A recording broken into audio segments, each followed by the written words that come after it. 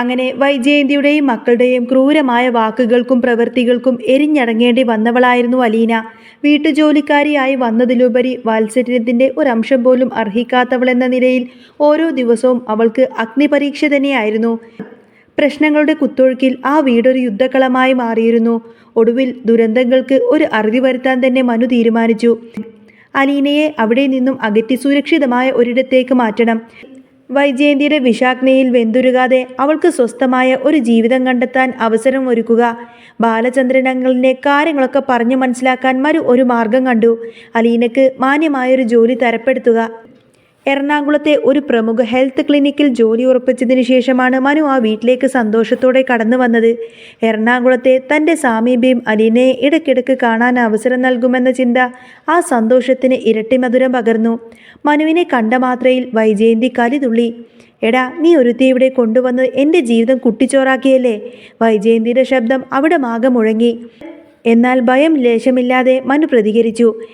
ആൻറ്റിയുടെ ജീവിതം തകർത്തതൊന്നും ഞാനല്ല, ആൻറ്റിയുടെ തന്നെ തെറ്റായ കാഴ്ചപ്പാടുകളും പ്രവൃത്തിയുമാണ്. എന്തായാലും അലീനയെക്കുറിച്ചുള്ള ശല്യം ഞാൻ ഉടനെ തന്നെ അവസാനിപ്പിച്ചു കൊടുക്കാം. അലീനയെ എങ്ങോട്ടേക്ക് കൊണ്ടുപോകണമെന്ന ആകാംക്ഷ നിറഞ്ഞ വൈജയന്തിയുടെ ചോദ്യത്തിന് മുന്നിൽ മറുപടി നൽകി.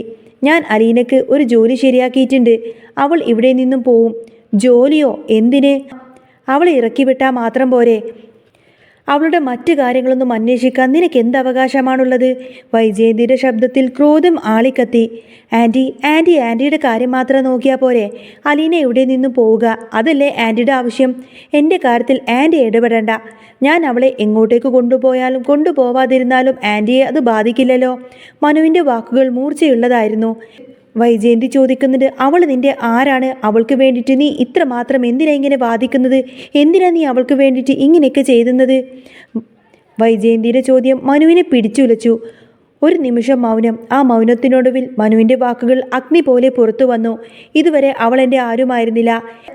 എന്നാൽ ഒരു പക്ഷേ നാളെ അവൾ എൻ്റെ ആരെങ്കിലും ആയിക്കൂടാ എന്നില്ലല്ലോ. ആ ഞെട്ടലിൽ വൈജയന്തി നിശ്ചലായി. അതെന്താ നീ അങ്ങനെ പറഞ്ഞത്? ആൻറ്റിക്ക് മനസ്സിലായതെന്താണോ അത് തന്നെയാണ് ഞാൻ ഉദ്ദേശിച്ചത്. മനുവിൻ്റെ മറുപടിയിൽ ധാർഷ്ട്യം കലർന്നിരുന്നു. ഒരു പക്ഷേ നാളെ ഞാൻ അവളെ വിവാഹം കഴിച്ചാൽ നിങ്ങൾ എന്ത് ചെയ്യും? എനിക്ക് അലീനയെ ഒരുപാട് ഇഷ്ടമാണ്. അവൾക്ക് സമ്മതമാണെങ്കിൽ ഞാൻ അവളെ വിവാഹം കഴിക്കുക തന്നെ ചെയ്യും. ഈ വാക്കുകൾ വൈജയന്തിക്ക് സഹിക്കാനായില്ല. എടാ മനു, നിനക്കെന്താ ഭ്രാന്താണോ? ഒരു വേലക്കാരി പെണ്ണിനെ വിവാഹം കഴിക്കാൻ നിനക്ക് തോന്നിയോ? ഈ വീട്ടിൽ വേറെ പെൺകുട്ടികളൊന്നും ഇല്ലാഞ്ഞിട്ടാണോ നിനക്ക് അവളെ തന്നെ കണ്ണിൽ പിടിച്ചത്? മനു ചോദിക്കുന്നത്, ആൻറ്റിക്ക് അലീന എവിടെ നിന്നും പോയാൽ മാത്രം പോരെ? അതുമാത്രം നോക്കിയാൽ മതി ആൻറ്റി. ഞാൻ അങ്കിളിനെ കണ്ട് സംസാരിക്കട്ടെ. മനു ആക്ഷേപ്യനായി മുകളിലേക്ക് നടന്നു. തൽക്കാലം ആൻറ്റിക്ക് ചിന്തിച്ചു കൂട്ടി ആനന്ദിക്കാനുള്ള വകയായല്ലോ. ഇനി ഇത് അമ്മയുടെ അടുത്ത് പെട്ടെന്ന് തന്നെ എത്തിച്ചു കൊടുക്കും. മനുവിൻ്റെ ഈ പ്രതികരണം വൈജയന്തിക്ക് കനത്ത പ്രഹരമായി. ബാലചന്ദ്രൻ അങ്കിളിൻ്റെ മുറിയിലേക്ക് മനു പ്രവേശിച്ചു. അങ്കിൾ, ഒരു പ്രധാനപ്പെട്ട കാര്യം പറയാനാണ് ഞാൻ വന്നത്. എന്താ നിനക്ക് പറയാനുള്ള പ്രധാനപ്പെട്ട കാര്യം? ബാലചന്ദ്രൻ്റെ ചോദ്യം അല്പം എടുത്തുചാട്ടമുള്ളതായിരുന്നു. അങ്കിൾ, ഞാൻ പറയുന്നതിൻ്റെ ഗൗരവം അങ്കിൾ മനസ്സിലാക്കണം, എന്നിട്ട് മാത്രം പ്രതികരിച്ചാൽ മതി. മനുവിൻ്റെ ശബ്ദത്തിൽ കാര്യത്തിൻ്റെ തീവ്രതയുണ്ടായിരുന്നു. ഞാൻ ഒരു നല്ല വാർത്തയുമായിട്ടാണ് വന്നിരിക്കുന്നത്. അലീനയ്ക്ക് ഞാൻ എറണാകുളത്തെ ഒരു ഹെൽത്ത് ക്ലിനിക്കിൽ ജോലി ശരിയാക്കിയിട്ടുണ്ട്. ബാലചന്ദ്രൻ ചോദിക്കുന്നത്, അലീനയ്ക്ക് എന്തിനാണ് ഇപ്പോൾ പുതിയൊരു ജോലി? അവൾക്കിവിടെ ശമ്പളം വാങ്ങിക്കൊടുത്ത് നല്ല ജോലി തന്നെയുണ്ടല്ലോ. ഇവിടെ അവൾ ഹോം നേഴ്സായിട്ട് എന്നെയും അമ്മയെയും നോക്കുന്നുണ്ട്. അതിൽ കൂടുതലായിട്ട് ഇപ്പം എന്തിനാ അവൾക്കൊരു ജോലി? ബാലചന്ദ്രൻ ആശയക്കുഴപ്പത്തിലായി. മനു പറഞ്ഞത്, അങ്കിൾ എന്നെ ഇങ്ങനെ വട്ടാക്കരുത്. ഇവിടുത്തെ പ്രശ്നങ്ങളൊന്നും അങ്കിൾ അറിയാഞ്ഞിട്ടാണോ? അലീന കാരണമല്ലേ ഇവിടെ ഓരോ പ്രശ്നങ്ങൾ ഉണ്ടായിക്കൊണ്ടിരിക്കുന്നത്? അന്നേരം ബാലചന്ദ്രൻ്റെ പ്രതികരണം പെട്ടെന്നായിരുന്നു. അത് അലീന കാരണമൊന്നുമല്ല, നിന്റെ ആൻറ്റി കാരണമാണ് ഇവിടെ എല്ലാ പ്രശ്നങ്ങളും. ആയിക്കോട്ടെ, ശരി, ആൻറ്റി കാരണമാണ്. പക്ഷേ ആരെ ചൊല്ലിയാണ് നിങ്ങൾ ഈ പ്രശ്നങ്ങളൊക്കെ ഉണ്ടാക്കുന്നത്? അത് അലീനയെ ചൊല്ലിയിട്ടല്ലേ?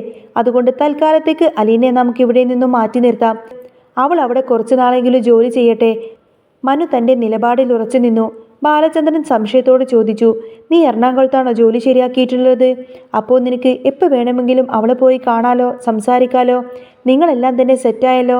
അങ്കിൾ എന്താ ഉദ്ദേശിക്കുന്നത്? എന്തിനാണ് അങ്കിൾ അങ്ങനെയൊക്കെ സംസാരിക്കുന്നത്? മനു ദേഷ്യം കൊണ്ട് ചോദിച്ചു. ഞാനൊന്നും ഉദ്ദേശിച്ചിട്ടില്ല. നീ പറഞ്ഞു വന്നത് എറണാകുളത്ത് ജോലി ശരിയായി എന്നൊക്കെയാണ്. ശരി, എന്നാൽ നീ ഒരു കാര്യം കേൾക്ക് മനു. അലീന ഈ വീട്ടിലെ ഹോം നേഴ്സല്ല, അവൾ എൻ്റെ മകളാണ്.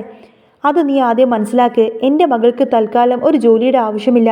ബാലചന്ദ്രൻ്റെ ഈ വാക്കുകൾ മനുവിനെ അമ്പരപ്പിച്ചു. അങ്കിളെ, തൽക്കാലത്തേക്ക് ഒന്ന് മാറ്റി നിർത്താമെന്നേ ഞാൻ വിചാരിച്ചുള്ളൂ. മനു വീണ്ടും അഭ്യർത്ഥിച്ചു. മനു, നീ എന്തിനാണ് ഇങ്ങോട്ടേക്ക് ഇറങ്ങി വന്നതെന്നും ഇതൊക്കെ എന്തിനാണ് ചെയ്യുന്നതൊക്കെ എനിക്ക് നന്നായിട്ടറിയാം. നീ ഈ കുടുംബത്തിൻ്റെ നല്ലത് ഉദ്ദേശിച്ചിട്ടാണ് ഇതൊക്കെ ചെയ്യുന്നതെന്നൊന്നും എനിക്കറിയാം. പക്ഷേ നീ ഈ ചെയ്യുന്നത് അലീനയുടെ നല്ലതിന് വേണ്ടിയിട്ടല്ല. ബാലചന്ദ്രൻ നിഗൂഢമായി ചിരിച്ചുകൊണ്ട് പറഞ്ഞു. മനു ചോദിക്കുന്നുണ്ട്, അതെന്താ അങ്കിളെ അങ്ങനെ പറയുന്നത്? അതൊക്കെ ഉണ്ട് മനു, അതൊന്നും ഇപ്പോൾ ഞാൻ നിന്നോട് പറയുന്നില്ല. സമയം വരുമ്പോൾ നിന്നെ ഞാൻ എല്ലാതും അറിയിക്കാം. തൽക്കാലം ഞാൻ അലീനെ ഇവിടെ നിന്നും മാറ്റാൻ ഉദ്ദേശിച്ചിട്ടില്ല. നിന്നോടുള്ള ദേഷ്യം കൊണ്ടൊന്നല്ല ഞാൻ ഈ പറയുന്നത്. ഈ കുടുംബത്തിൻ്റെ ആകെ വിശ്വസിക്കാൻ കൊള്ളാവുന്നത് നീ മാത്രമേ ഉള്ളൂ. ബാലചന്ദ്രൻ മനുവിൻ്റെ തോളിൽ തട്ടി പറഞ്ഞു. എന്നാൽ ഇപ്രാവശ്യവും അങ്കിളുടെ തീരുമാനത്തിൽ മാറ്റമില്ല എന്ന് മനസ്സിലാക്കിക്കൊണ്ട് തന്നെ മനു നേരെ താഴേക്ക് ചെന്നു. താഴെ എത്തിയ മനുവിനെ വൈജയന്തി ആകാംക്ഷയോടെ കാത്തു നിൽക്കുന്നുണ്ടായിരുന്നു. എന്താ തീരുമാനം? തൽക്കാലം അലീനെ മാറ്റണ്ട, കുറച്ച് ദിവസം കൂടി അവൾ ഇവിടെ കഴിയട്ടെ എന്നാണ് അങ്കിള് പറഞ്ഞത്. മനു മറുപടി പറഞ്ഞു. അല്ല, നീ നേരത്തെ പറഞ്ഞില്ലേ അവളെ വിവാഹം കഴിക്കുമെന്നൊക്കെ? നീ എന്നെ പറ്റിക്കാനായിട്ട് തമാശ പറഞ്ഞതല്ലേ? വൈജയന്തിയുടെ ചോദ്യത്തിൽ ആ വിശ്വാസം നിഴലിച്ചു. ഞാൻ തമാശയല്ല ആൻറ്റി പറഞ്ഞത്, സീരിയസ് ആയിട്ട് തന്നെയാണ് പറഞ്ഞത്. മനു വീണ്ടും ആ ഒരു പ്രഖ്യാപനം ആവർത്തിച്ചു. വൈകാതെ മുത്തശ്ശിയുടെ മുറിയിലെത്തിയ മനു അലീനയോട് എറണാകുളത്തെ ജോലിക്കാര്യത്തെക്കുറിച്ച് സംസാരിച്ചു. ബാലചന്ദ്രൻ പറഞ്ഞയക്കാൻ സമ്മതിച്ചില്ലെന്ന് പറഞ്ഞപ്പോൾ മുത്തശ്ശിക്ക് കാര്യങ്ങൾ ഏകദേശം മനസ്സിലായി. ബാലചന്ദ്രൻ വേറെ എന്തൊക്കെയോ മനസ്സിൽ കണ്ടിട്ടുണ്ട്. ഇനി അലീനയുടെ പുറകെ നമ്മൾ ഓടിയിട്ടൊന്നും കാര്യമില്ല. അങ്കിൾ തീരുമാനിക്കുന്നതേ സംഭവിക്കൂ, മനു മുത്തശ്ശിയോട് പറഞ്ഞു. മനു പോവാൻ ഒരുങ്ങുമ്പോൾ അലീന നാരങ്ങാവെള്ളവുമായി അവൻ്റെ അരികിലെത്തി. മനുവിൻ്റെ കണ്ണുകൾ സ്നേഹത്തോടെ അവളെ തേടിയെത്തി. പരസ്പരം നോക്കിച്ചിരിക്കുന്ന അവരുടെ മുഖഭാവങ്ങൾ വൈജയന്തിയെ കൂടുതൽ പ്രകോപിപ്പിച്ചു. മനു പോയ ഉടനെ തന്നെ വൈജയന്തി അലീനയോട് ആക്രോശിച്ചു. നീ ആള് കൊള്ളാമടി, പുളിങ്കുമ്പോൾ തന്നെയാണല്ലോ നീ കയറി പിടിച്ചിരിക്കുന്നത്. അലീനക്ക് ഒന്നും മനസ്സിലാകാതെ നിൽക്കുകയേ നിവൃത്തിയുണ്ടായിരുന്നുള്ളൂ. വൈജയന്തിയുടെ അടുത്ത നീക്കം മനുവിൻ്റെ അമ്മയായ കമലമ്മയെ ഈ കാര്യങ്ങളൊക്കെ വിളിച്ചറിയിക്കുക എന്നായിരുന്നു. വൈജയന്തി ഉടനെ തന്നെ കമലയെ വിളിച്ചു. കമലയെടുത്തി, മനുവിനെ ഒന്ന് സൂക്ഷിച്ചോ, അവൻ ഇവിടെ വന്നു പോയതേയുള്ളൂ. ആ ഉടുമ്പ് പോലെയുള്ള വേലക്കാരി അലീന അവനെ വശീകരിച്ച് വെച്ചിരിക്കുകയാണ്. അവൻ എൻ്റെ മുഖത്തു നോക്കി പറഞ്ഞു അവളെ അവൻ വിവാഹം കഴിക്കുമെന്ന്. ഞാൻ മുൻപേ പറഞ്ഞതല്ലേ മനുവിൻ്റെ വിവാഹം പെട്ടെന്ന് തന്നെ അനന്യമായിട്ട് ഉറപ്പിക്കണമെന്ന്, അല്ലെങ്കിൽ അവൾ അവനെ തട്ടിക്കൊണ്ടുപോകും. വൈജയന്തിയുടെ വാക്കുകൾ കേട്ട് കമലയ്ക്ക് വല്ലാത്ത ദേഷ്യം വന്നു. ഇല്ല, അതൊരിക്കലും നടക്കില്ല. ഞാൻ ജീവിച്ചിരിക്കുമ്പോൾ അതൊരിക്കലും നടത്താൻ ഞാൻ സമ്മതിക്കില്ല. കമലയുടെ സ്വരം വിറച്ചുപോയി. വൈജയന്തിയുടെ നിർബന്ധപ്രകാരം തന്നെ കമല ഉടനെ തന്നെ ശിവേട്ടനുമായിട്ട് സംസാരിക്കുകയും അനന്യയുടെ വീട്ടിൽ വിളിച്ച് വിവാഹ നിശ്ചയം വേഗത്തിലാക്കാൻ തീരുമാനിക്കുകയും ചെയ്തു. കമലമ്മ ഉടനെ തന്നെ മനുവിനെ വിളിച്ച് ചോദിക്കുന്നുണ്ട്, എടാ നീ എന്തിനാടാ കടപ്പാട്ടൂരിലേക്ക് പോയത്? ആ വേലക്കാരി അലീനയെ കാണാനല്ലേ? നിനക്കതിന് മാത്രമേ സമയമുള്ളൂ. പെറ്റമ്മയെ കാണാൻ പോലും നിനക്ക് ഒരിത്തിരി പോലും സമയമില്ലല്ലോ. കമലമ്മയുടെ ചോദ്യം ദേഷ്യം നിറഞ്ഞതായിരുന്നു. അമ്മേ, വൈജയന്തി എല്ലാം വിളിച്ചു പറഞ്ഞുവല്ലേ. അലീനയ്ക്ക് ഞാൻ എറണാകുളത്തൊരു ജോലി ശരിയാക്കി കൊടുക്കാൻ പോയതാണ്. മനു ശാന്തനായി മറുപടി നൽകി. അവൾക്ക് എന്തിനാണ് എറണാകുളത്ത് ജോലിയൊക്കെ? എൻ്റെ കൺവെട്ടത്ത് അവൾ ഉണ്ടാവണമെന്ന് മുത്തശ്ശി പറഞ്ഞിട്ടുണ്ട്. അതുകൊണ്ടാണ് എറണാകുളത്ത് ജോലി ശരിയാക്കിയത്. എടാ, അവൾക്ക് എന്തിനാ എറണാകുളത്ത് ജോലിയൊക്കെ എന്ന് ചോദിക്കുന്ന സമയത്ത് തന്നെ മനു പറയുന്നുണ്ട്, എൻ്റെ കൺവട്ടത്തിൽ തന്നെ അവൾ ഉണ്ടാവണമെന്ന് മുത്തശ്ശി പറഞ്ഞിട്ടുണ്ട്. അതുകൊണ്ടാണ് ഞാൻ അവൾക്ക് എറണാകുളത്ത് തന്നെ ജോലി ശരിയാക്കിയത്. മനു ഒഴിവുകഴിവുകൾ പറഞ്ഞു. അതെ, നിന്റെ മനസ്സിൽ പലതും ഉണ്ടാവും. ഒന്നും നടക്കാൻ പോകുന്നില്ലടാ. ഞാൻ പറയുന്നതേ നടക്കൂ. നിന്റെ മോഹങ്ങളൊന്നും നടക്കാൻ ഞാൻ സമ്മതിക്കില്ല. കമല തീർത്തും പറഞ്ഞു. വിവാഹ നിശ്ചയം വേഗത്തിലാക്കാനുള്ള നീക്കം അനന്യ അറിഞ്ഞു. അവൾ ഉടനെ തന്നെ മനുവിനെ വിളിച്ചു. എടാ, ഇവിടെ ഒരു ഭയങ്കര സംഭവം തന്നെ നടക്കുന്നുണ്ടല്ലോ. നമ്മുടെ വിവാഹം എൻഗേജ്മെൻറ്റ് വരെ എത്തിയല്ലോ. ഓ, അതോണോ കാര്യം? മനു ചിരിച്ചു. അനന്യ, നമ്മൾ തമ്മിൽ കാര്യങ്ങൾ തുറന്ന് സംസാരിക്കാത്തതായിട്ടൊന്നുമില്ലല്ലോ. നമ്മൾ രണ്ടുപേരും തമ്മിൽ ഉത്തമ സുഹൃത്തുക്കളാണ്. ഒരു ബെസ്റ്റ് ഫ്രണ്ടിനെ എങ്ങനെയാണോ വിവാഹം കഴിക്കുക? ഞാൻ നിന്നെ വിവാഹം കഴിക്കുന്നതിനെക്കുറിച്ച് ചിന്തിച്ചിട്ട് പോലുമില്ല. എൻ്റെ മനസ്സിൽ മറ്റൊരു പാവം പെൺകുട്ടി കടന്നുകൂടിയിട്ടുണ്ടടാ. മനുവിൻ്റെ സ്വരം അലിവുള്ളതായിരുന്നു. അതാരാടാ?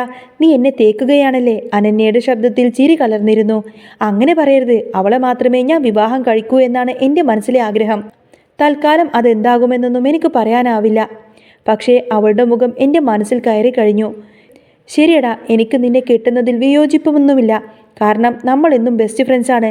എന്തായാലും ആരെങ്കിലും ഒരു ദിവസം കെട്ടണമല്ലോ. അതിനപ്പുറം ഞാൻ മറ്റൊന്നും ആഗ്രഹിച്ചിട്ടില്ല. അനന്യ ഉദാരമായി പ്രതികരിച്ചു. പക്ഷേ അനന്യ ഇത് അമ്മയോട് തുറന്നു പറഞ്ഞു. അമ്മ എന്തറിഞ്ഞിട്ടാണ് ഈ സംസാരിക്കുന്നത്? അവൻ മറ്റൊരു പാവം പെൺകുട്ടിയെ വിവാഹം കഴിക്കാനാണ് ഉദ്ദേശിക്കുന്നത്. ഞാൻ അവൻ്റെ ഉറ്റ സുഹൃത്ത് മാത്രമാണ്. ഈ വിവരം അനന്യയുടെ അമ്മ ഉടനെ തന്നെ കമലയെ വിളിച്ചറിയിച്ചു. അവളെ മാത്രമേ മനു വിവാഹം കഴിക്കൂ എന്ന വാചകം കമലമ്മയെ അക്ഷരാർത്ഥത്തിൽ തളർത്തി. ഭീതിയുടെ കൊടുമുടിയിലെത്തിയ കമലക്ക് ഒരു ദിവസം വാതിലിൽ ബെല്ലടിക്കുന്ന ശബ്ദം കേട്ടു. വിറക്കുന്ന ഹൃദയത്തോടെ അവർ വാതിൽ തുറന്നപ്പോൾ കണ്ട കാഴ്ച കമലയെ സ്തംഭിച്ചുപോയി. അലീനയെ താലി ചാർത്തി കൊണ്ടുവന്നിരിക്കുകയാണ് മനു. ക്ഷേത്രത്തിൽ വെച്ച് വിവാഹിതരായ വേഷത്തിൽ മനുവും അലീനയും അങ്ങോട്ടേക്ക് എത്തിയിരിക്കുന്നു. കമലമ്മക്ക് തൻ്റെ കണ്ണുകളെ വിശ്വസിക്കാൻ കഴിഞ്ഞില്ല. എടാ, നീ എന്താടാ ഈ ചെയ്തത്? എന്താ നീ ചെയ്തത് എന്നൊക്കെ ചോദിച്ചുകൊണ്ട് തന്നെ അവർ മനുവിൻ്റെ അടുത്തേക്ക് പാഞ്ഞെടുത്തു. അമ്മ ക്ഷമിക്കണം, ഇനി കാത്തിരിക്കാൻ എനിക്ക് വയ്യായിരുന്നു. ഇനിയും വൈകിയാൽ അമ്മയും ആൻറ്റിയും കൂടി ഇതെല്ലാം കുളമാക്കും. ഇവളെ സ്വന്തമാക്കാൻ എനിക്ക് മറ്റു വഴിയൊന്നും ഇല്ലായിരുന്നു. പിന്നെയുമുണ്ട് മറ്റൊരു കാരണം. ഇത് വൈകാതെ തന്നെ അമ്മയോട് പറയാം. മനു പറഞ്ഞു, നീ ഇവളെ വിവാഹം കഴിച്ചല്ലേടാ? ഇവളെ ഈ പടി കയറ്റില്ല ഞാൻ. ഇറക്കി വിടടാ ഇവളെ എവിടെ നിന്നും. കമലമ്മ ദേഷ്യം കൊണ്ട് തന്നെ ശബ്ദമുയർത്തി. അമ്മ ഇവളെ ഈ പടി കയറ്റിയില്ലെങ്കിൽ ഞാനും ഈ പടി കയറില്ല. മനു തിരിച്ചടിച്ചു. അലീനയുടെ അടുത്തേക്ക് ദേഷ്യത്തോടെ തന്നെ പാഞ്ഞെടുത്തിയ കമലമ്മ പറയുന്നത്, എടി കുരുത്തം കെട്ടവളെ, നീ എൻ്റെ മകനെ വശീകരിച്ചെടുത്തു അല്ലേ? ഈ നിമിഷം തന്നെ നീ എൻ്റെ മകൻ്റെ ജീവിതത്തിൽ നിന്നും ഇറങ്ങിപ്പോകണമെന്നൊക്കെ പറഞ്ഞ് കമല ഭീഷണിപ്പെടുത്താൻ തുടങ്ങി. അമ്മ അവളെ ഭീഷണിപ്പെടുത്തിയിട്ട് യാതൊരു കാര്യവുമില്ല. അവൾ ഇന്ന് എൻ്റെ ഭാര്യയാണ്. അതുകൊണ്ട് അമ്മയുടെ ഒരടവും ഇനി ഇവിടെ ചെലവാവില്ല, മനു ഉറപ്പിച്ചു പറഞ്ഞു. മനുവിനെ തല്ലാനായി കമല കയ്യോങ്ങിയ നിമിഷം അവർ ഞെട്ടിയുണർന്നു. അതൊരു സ്വപ്നമായിരുന്നു. കമല ആകെ വിറച്ചുപോയി. പെട്ടെന്ന് തന്നെ അവിടെ ജഗ്ഗിൽ നിന്നും വെള്ളമെടുത്ത് കുടിച്ചുകൊണ്ട് തന്നെ ആകെ വിറങ്ങലിച്ചുകൊണ്ട് തന്നെ കമല ചിന്തിക്കുന്നില്ല, ഇല്ല, ഞാൻ അനുവദിക്കില്ല. എത്രയും പെട്ടെന്ന് തന്നെ മനുവിൻ്റെ വിവാഹം അനന്യമായിട്ട് തന്നെ നടത്തണം. ഒരു വേലക്കാരി പെണ്ണിനെ വിവാഹം കഴിക്കാൻ ഞാൻ അവനെ ഒരിക്കലും സമ്മതിക്കില്ല എന്നൊക്കെ പറഞ്ഞ് ആകെ ദേഷ്യപ്പെട്ട് നിൽക്കുമായിരിക്കട്ടെ കമലം. മനുവും അലീനയും തമ്മിലുള്ള പ്രണയകഥയുടെ ഒരു തുടക്കം മാത്രമാണിത്. കമലയുടെയും വൈജയന്തിയുടെയും ശക്തമായ എതിർപ്പുകൾക്കിടയിലും ബാലചന്ദ്രന്റെ പിന്തുണയോടെ ഈ പ്രണയം മുന്നോട്ടു പോവുകയാണ്. കാലക്രമേണ അലീന വൈജയന്തിയുടെ മകളാണെന്ന സത്യം വെളിപ്പെടുമ്പോഴും കമലമ്മക്ക് ആദ്യം എതിർപ്പുണ്ടായിരുന്നെങ്കിൽ പോലും ഈ പ്രണയം സഫലമാക്കും എന്നൊരു രീതിയിൽ തന്നെയായിരിക്കട്ടെ കഥ മുന്നോട്ടു പോകുന്നത്. അലീന തൻ്റെ സ്വന്തം മുറപ്പെണ്ണാണ് എന്ന സത്യം മനു തിരിച്ചറിയുന്നതോടുകൂടെ തന്നെ പിന്നീട് മനുവിൻ്റെ മനസ്സിൽ അലീനയോട് പ്രത്യേകം ഒരു ഇഷ്ടവും വികാരമൊക്കെ പൊട്ടിമുളക്കാണ്. അതോടുകൂടെ തന്നെ എല്ലാവരുടെയും സമ്മതപ്രകാരം തന്നെയായിരിക്കട്ടോ മനു അലീനയെ കഴുത്തിൽ താലി കെട്ടുന്നത്. സത്യമെല്ലാം തന്നെ ബാലചന്ദ്രൻ അറിഞ്ഞിരിക്കുന്നു എന്ന കാര്യം വൈജയന്തി തിരിച്ചറിയും. എന്നാൽ തൻ്റെ സ്വന്തം മകളാണ് അലീന എന്ന് മനസ്സിലാക്കിയതോടുകൂടെ തന്നെ വൈജയന്തിക്ക് പിന്നീട് ഒരിക്കലും അലീനയെ കൈവിടാൻ കഴിയില്ല. അതുകൊണ്ട് തന്നെ വൈജയന്തി അലീനയെ ഒരിക്കലും കൈവിടാതിരിക്കാൻ വേണ്ടി തന്നെയായിരിക്കട്ടെ മനുവും അലീനയുമായിട്ടുള്ള ആ ഒരു വിവാഹം ഉറപ്പിക്കുന്നത്. എന്നാൽ വൈജയന്തിയുടെ സ്വന്തം മകളാണ് അലീന എന്ന കാര്യം വൈജയന്തിയുടെ മറ്റു മക്കൾക്കൊന്നും അറിയില്ല. അക്ഷരാർത്ഥത്തിൽ ഇനി അലീനയും മനുവും തമ്മിൽ ഒന്നിക്കുന്ന അവർ രണ്ടുപേരും പ്രണയിക്കുന്ന ഒരു അടിപൊളി സൂപ്പർ എപ്പിസോഡൊക്കെ തന്നെയായിരിക്കട്ടോ വരാൻ പോകുന്നത്. അപ്പോൾ നിങ്ങൾ ഈ ഒരു ചാനൽ ഇഷ്ടമാവുകയാണെങ്കിൽ സബ്സ്ക്രൈബ് ചെയ്യാനും സപ്പോർട്ട് ചെയ്യാനും